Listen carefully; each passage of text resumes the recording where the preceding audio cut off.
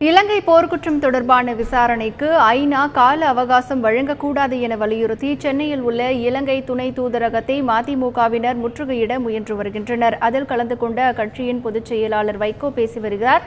அந்த நேரடி காட்சிகளை பார்க்கலாம். 8 வயது பாலகனை ஒளிமுகம் காட்டிய பாலகனை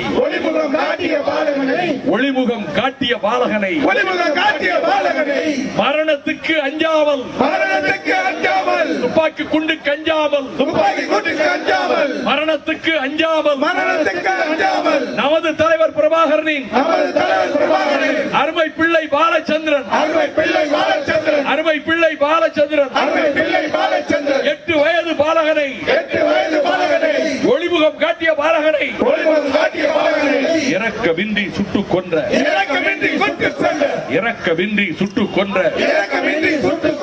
சிங்களவனை பழிதீர்க்க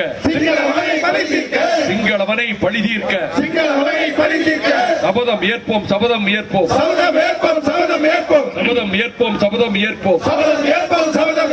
மாவீரர் சிந்திய ரத்தத்தில்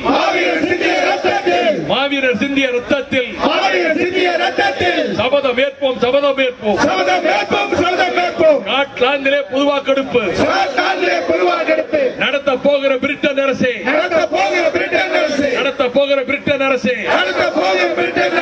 எதற்காக துரோகம் செய்கிறாய்?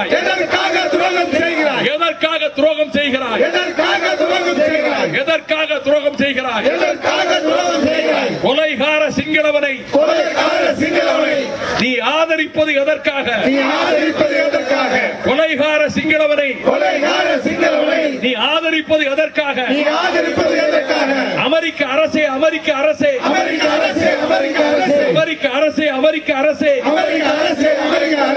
எங்களை ஏன் வஞ்சிக்கிறாய்?